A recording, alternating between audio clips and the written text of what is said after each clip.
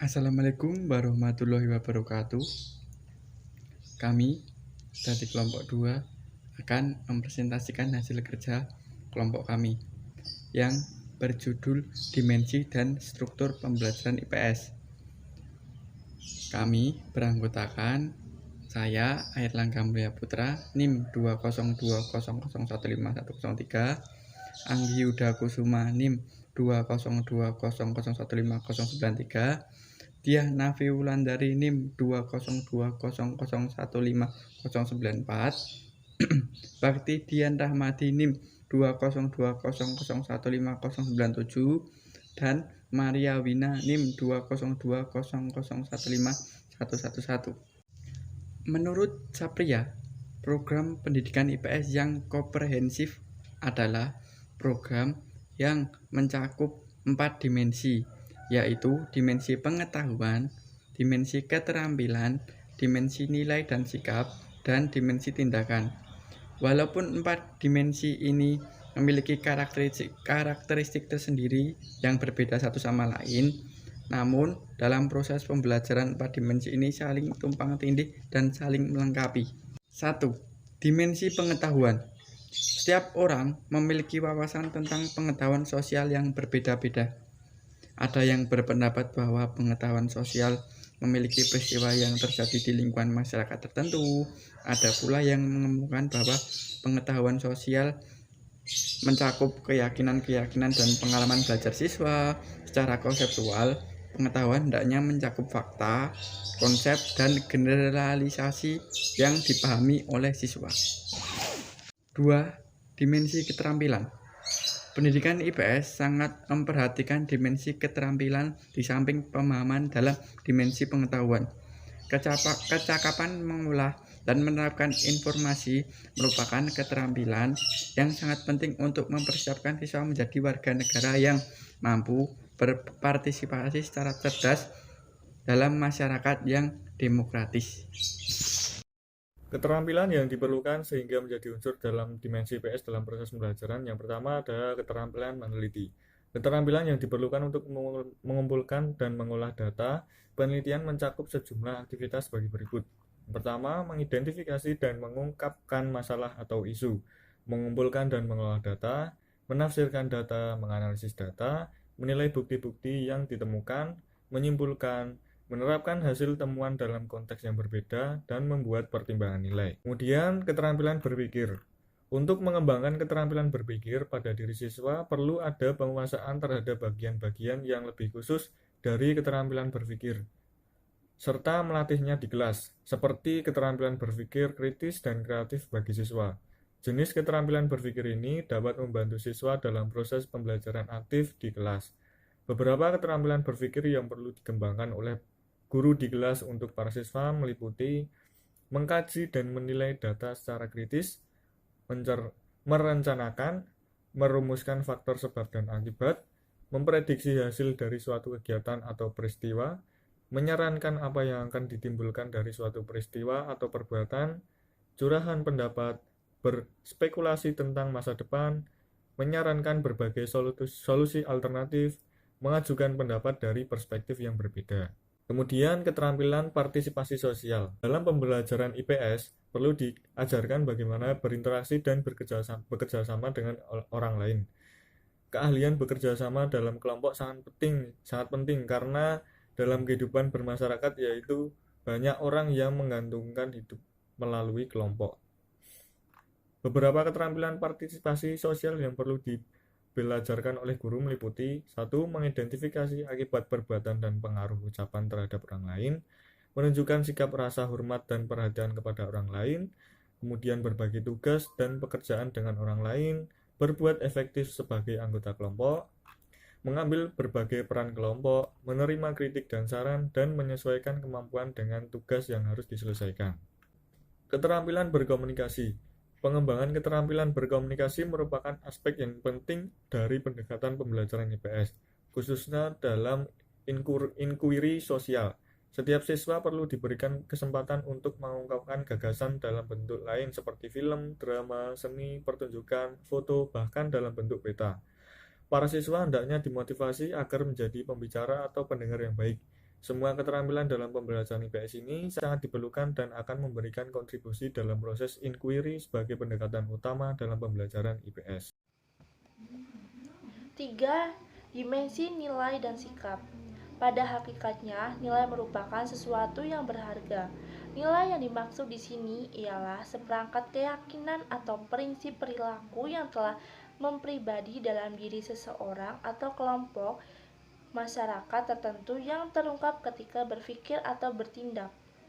Di satu pihak, nilai dapat masuk ke dalam masyarakat dan tidak mungkin steril dari isu-isu yang sedang menerpa dan terhindarkan dalam masyarakat demokratis.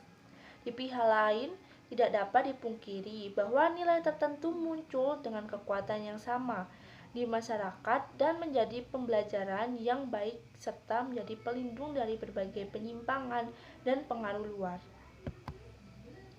Nilai dapat dibedakan atas nilai substantif dan nilai prosedural. Nilai substantif ialah keyakinan yang telah dipegang oleh seseorang dan umumnya hasil belajar, bukan sekedar menanamkan atau menyampaikan informasi semata. Setiap orang memiliki keyakinan atau pendapat yang berbeda-beda sesuai dengan keyakinan tentang suatu hal. Misalnya, seseorang anggota keluarga akan berbeda pandangannya terhadap nilai hidup keluarga. Demikian pula dalam bertindak sebagai anggota keluarga. Nilai prosedural. Nilai-nilai prosedural yang perlu dilatih atau dibelajarkan antara lain nilai kemerdekaan, toleransi, kejujuran, menghormati kebenaran, dan menghargai pendapat orang lain. Nilai-nilai kunci ini merupakan nilai yang menyokong masyarakat demokratis seperti toleran terhadap pendapat yang berbeda, menghargai bukti yang ada, kerjasama, dan menghormati pribadi orang lain. Apabila kelas IPS dimaksudkan untuk mengembangkan partisipasi siswa secara efektif dan diharapkan semakin memahami kondisi masyarakat Indonesia yang beraneka ragam, maka siswa perlu mengenal dalam berlatih menerapkan nilai-nilai tersebut.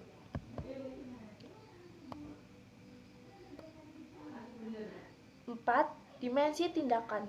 Tindakan sosial merupakan dimensi pendidikan IPS yang penting karena tindakan dapat memungkinkan siswa menjadi peserta didik yang aktif. Mereka pun dapat belajar berlatih secara konkret dan praktis. Dengan belajar dari apa yang diketahui dan terpikirkan tentang isu-isu sosial untuk dipecahkan sehingga jelas apa yang akan dilakukan dan bagaimana caranya. Para siswa belajar menjadi warga negara yang efektif di masyarakat. Dimensi tindakan sosial dapat dibelajarkan pada semua jenjang dan semua tingkatan kelas kurikulum IPS. Dimensi tindakan sosial untuk pembelajaran IPS meliputi 3 model aktivitas sebagai berikut. 1. Percontohan kegiatan dalam memecahkan masalah di kelas seperti cara berorganisasi dan bekerja sama. Misalnya, siswa usia 5 tahun bercurah pendapat dengan gurunya tentang tempat-tempat piknik dan apa saja sebagai alternatif dan mana saja yang akan dipilih. 2.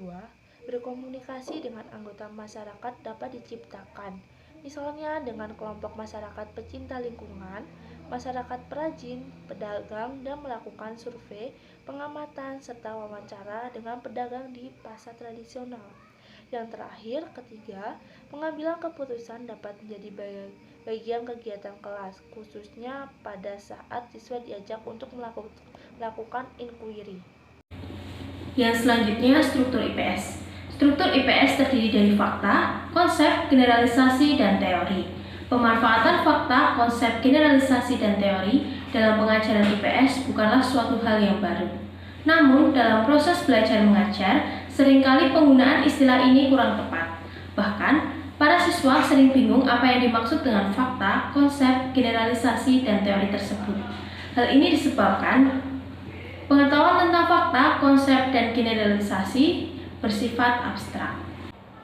Jacob Bronowski dalam Supardi tahun 2011 menjelaskan bahwa ilmu adalah aktivitas menyusun fakta-fakta yang diketahui dalam kelompok-kelompok di bawah konsep-konsep umum, dan konsep-konsep itu dinilai berdasarkan pernyataan dari tindakan-tindakan yang didasarkan kepadanya. Struktur IPS yang pertama, fakta. Fakta ialah suatu objek, peristiwa, atau kejadian yang pernah terjadi pada saat ini atau suatu jejak-jejak peristiwa yang pernah terjadi atau pernah ada pada masa lalu. Fakta dihasilkan dari data yang diperoleh di lapangan atau tempat penelitian dengan menggunakan penglihatan dan pendengaran, kemudian data diolah dengan prosedur tertentu sehingga dihasilkanlah fakta. Fakta yang sama bisa menghasilkan makna yang berbeda karena setiap manusia memiliki persepsi sendiri. Fakta disiplin ilmu sejarah terdiri atas nama pelaku, tempat peristiwa, tanggal, bulan, dan tahun kejadian. Fakta geografi terdiri atas nama daerah, letak daerah, pantai, dataran atau daerah pegunungan, bagaimana tingkat kesuburan tanahnya, dan lain-lain. Fakta diperlukan untuk menentukan mana yang masuk atribut dari atribut-atribut tersebut akan membentuk konsep. Yang kedua, konsep. Konsep menunjuk pada suatu abstraksi, penggambaran dari suatu yang konkret maupun abstrak, dapat berbentuk pengertian, definisi maupun gambaran mental. Atribut esensial dari suatu kategori yang memiliki ciri-ciri esensial yang relatif sama. Hasil dari pengabstraksian itu disederhanakan dengan disebut konsep. Konsep dirangkai dalam suatu hipotesis dikembangkan menjadi generalisasi. Generalisasi ialah pernyataan tentang hubungan antara konsep-konsep dan berfungsi untuk membantu dan memudahkan pemahaman suatu maksud pernyataan itu. Berfungsi mengidentifikasi penyebab dan pengaruhnya. Teori yaitu prinsip umum yang menjelaskan hakikat gejala atau hubungan gejala berupa rumus, aturan, kaidah, dan sebagainya. Teori ini merupakan rangkaian fakta-fakta, konsep-konsep, dan generalisasi-generalisasi, serta perkiraan tentang implikasi atau akibat. Kesimpulan, dimensi IPS adalah program yang mencakup 4 dimensi, yaitu dimensi pengetahuan, dimensi keterampilan, dimensi nilai dan sikap, dan dimensi tindakan. Namun, dalam proses pembelajaran, 4 dimensi ini saling tumpang tindih dan saling melengkapi. Struktur suatu disiplin ilmu adalah bentuk konsepsi yang membatasi pokok masalah yang diselidiki dari suatu disiplin dan pengawasan atau pengendalian terhadap penelitiannya. Struktur disiplin ilmu meliputi 2 bagian, yaitu substansif konseptual struktur dan sistensical struktur. Sekian presentasi dari kelompok 2 yang bertema dimensi dan struktur pembelajaran IPS. Bila saya dan teman-teman dalam menyampaikan presentasi di PPT ada kesalahan kata atau penulisan, kami mohon maaf. Dan jika teman-teman yang ingin bertanya, kami persilahkan. Sekian, terima kasih.